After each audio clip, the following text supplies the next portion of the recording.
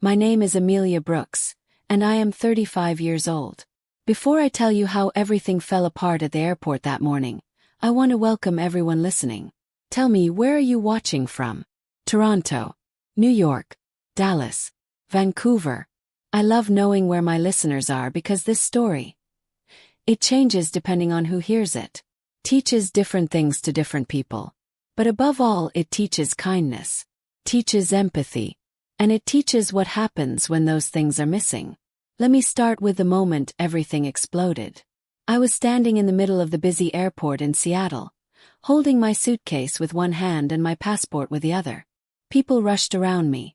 Families laughing, business travelers hurrying, kids dragging tiny backpacks that bounced on the floor. Felt excited, nervous, ready. I had saved for months for this trip. It wasn't a vacation. It was a chance to finally take a job interview that could change my entire life. Then the agent at the counter looked up at me and said the words that made my stomach twist. "Ma'am, your ticket has been cancelled." I blinked. Cancelled? No, that's not possible. I checked in online last night. But she only turned her screen toward me. Big red letters blinked. Cancelled by purchaser. My heartbeat climbed into my throat. Someone cancelled it. I stepped aside and grabbed my phone. At that exact moment, 2 messages popped up at the top of my screen. The first was from Dad. "Have fun walking home, loser." And Mom. "Stop acting poor. Take a bus like you should." I felt my fingers go cold. My parents did this. They cancelled the ticket I paid for. Why? How? Before I could breathe, before I could even react, I heard a sound behind me. Gasp. Then 2 voices, my parents' voices. "Amelia!" Turned slowly. And when they saw who was standing beside me, the person I had come to meet, the person they never expected, I watched their faces drain of color, turning pale as paper. And that is where everything truly began.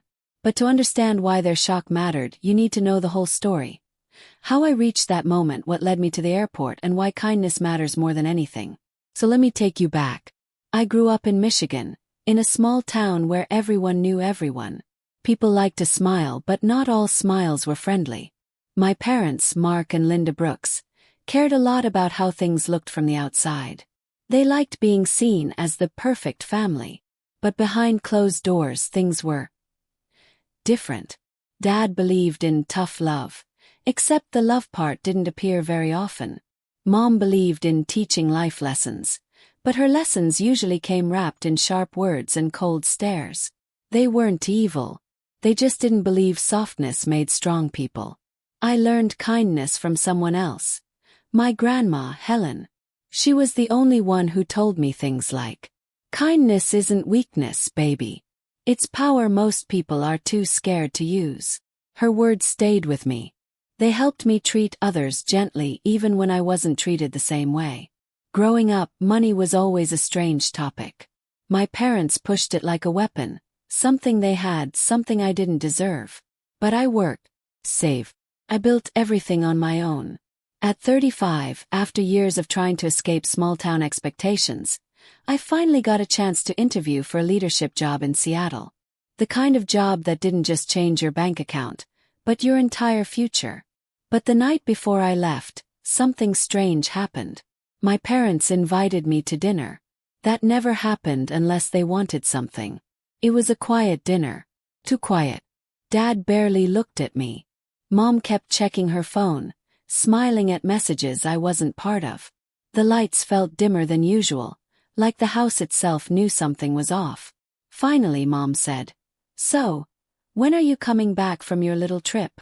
"It's not a little trip," I told her. "I have a really important job interview." Dad snorted. "Don't get your hopes up. Big jobs don't hire small people." I swallowed every angry word that almost rose up. Grandma once told me that not every fire needed your breath to grow. Instead, I smiled. "Well, I'm still going." Mom rolled her eyes. "If you spent half the time supporting your sister that you spend chasing fantasies, maybe she'd actually feel proud of you." That sentence, it stung. But it wasn't new. By the time I left their house, something in the air felt wrong. Heavy. But I pushed it aside. Because the interview mattered. At 5 a.m. the next day I got to the airport. I checked my bag, walked through security, and even bought a small hot chocolate to calm my nerves. Everything seemed fine. Until the ticket agent told me it wasn't. That was the moment everything flipped. After seeing the messages from my parents, my heart cracked. But something else stirred in me too. Something strong, something brave. Because I wasn't alone at the airport. Someone important was standing right beside me. Someone whose presence made my parents' faces turn white. And just when Mom opened her mouth, just when Dad took a step toward me, the airport doors behind them flew open. The airport doors slid open with a sharp hiss, letting in a rush of cold morning air. And the moment Mom and Dad turned around to see who had walked in, their entire bodies froze. It was like someone had pressed a pause button on them. But before I tell you who that person was, let's pick up right where we left off. People hurried past us, wheels of their luggage clicking across the polished airport floor. Screens flashed with flight numbers. An announcement echoed overhead.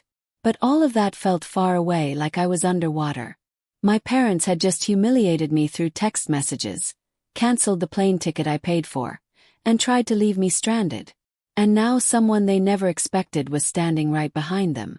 But before Mom or Dad could speak, my brain pulled me backward, back to the events that led to this exact moment. The day before I left for Seattle, after the tense dinner with my parents, something unusual happened. As I walked out of their house, my phone buzzed. It was a message from someone who had been quietly watching my life from a distance. Someone who cared about who I was becoming. Someone who believed in kindness the way I did. His message said, "I heard about your interview. I'm proud of you. If you need support, I'll be there." At the time, I didn't know how serious he meant that last part. But support was exactly what I didn't get at home. Growing up wasn't always dark. There were good moments too. Like the time I stayed after school to help a girl who had dropped all her books in the hallway. Kids laughed at her, but I knelt to help her pick everything up. She told me it was the nicest thing anyone had done for her that week. Or when I helped my elderly neighbor, Mrs. Carter, mow her lawn after her knee surgery. She cried because she thought no one remembered her anymore. Kindness always mattered to me, even when it didn't matter to anyone else. But kindness wasn't something that lived comfortably in our house. My sister, Madison, followed in my parents' footsteps. Appearance over honesty, status over compassion. She liked to say things like, "Nice people get stepped on." I used to believe I didn't need anyone. But the truth was, even strong people break when they're pushed enough times. Fast forward to the morning of my flight.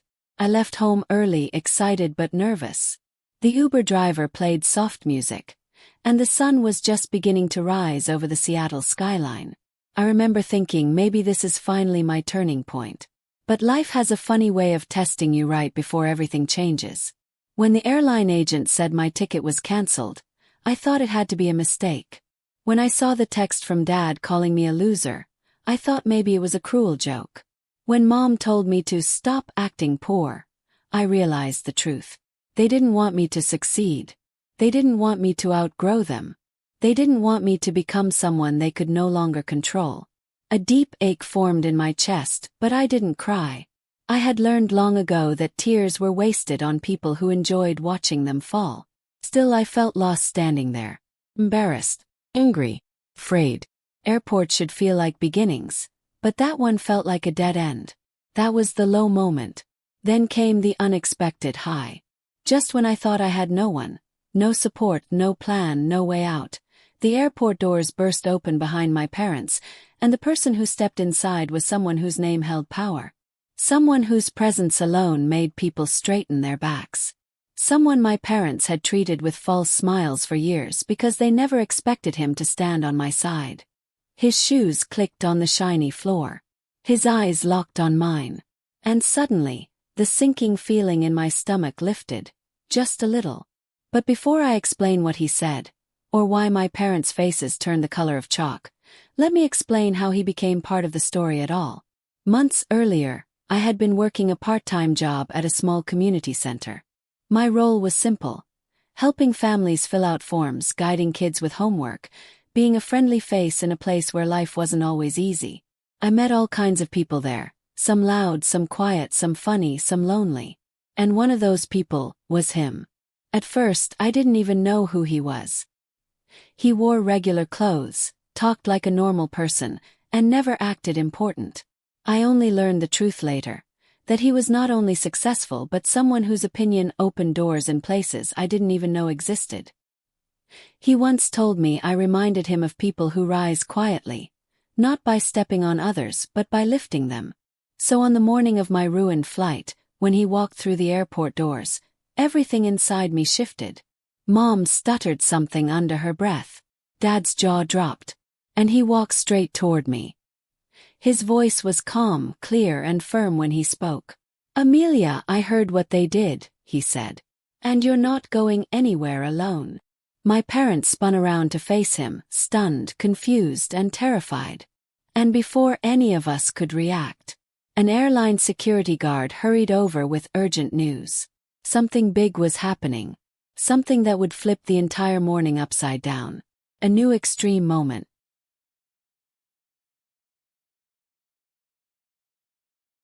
The airline security guard jogged toward us, his radio crackling as he spoke into it.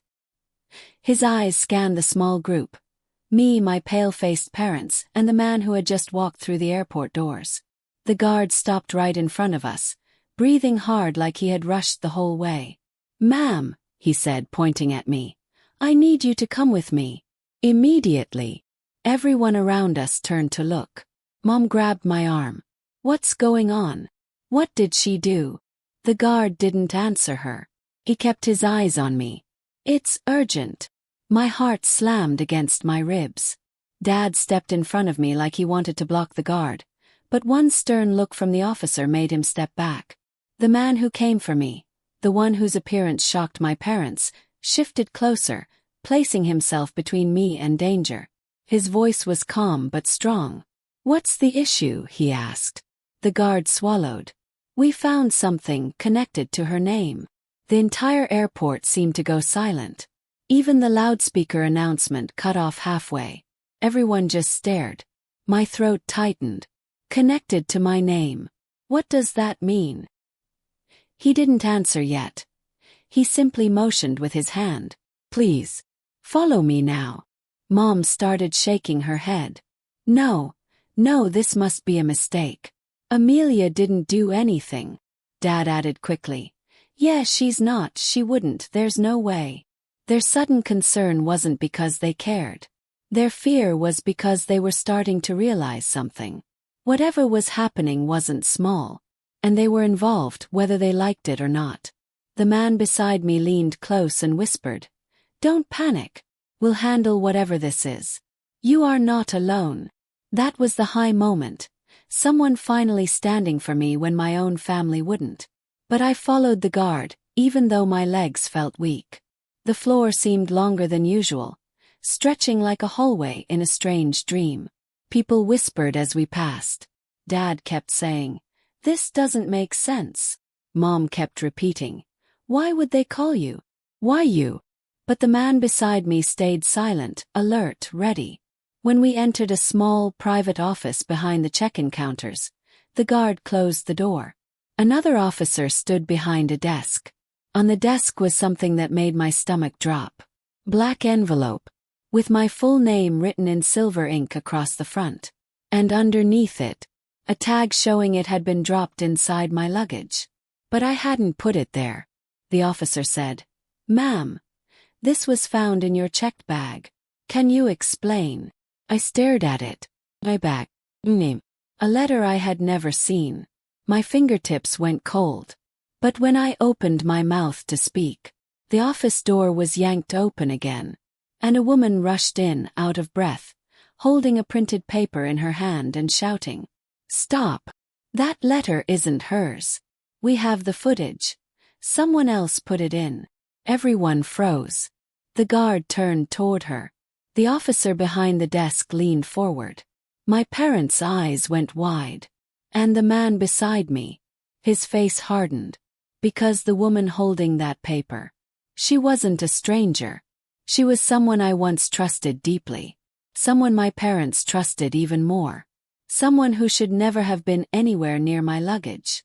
And when I recognized her, my entire body went cold. Because she was the last person I ever expected to show up at that airport. She stepped forward, shaking, and said, "It wasn't Amelia. It was." But before she could finish, before the truth could fall out of her mouth, the door to the office slammed open again. A louder voice shouted, "No one moves." And that moment, that explosive, terrifying, life-changing moment, is where our story comes to its final stop.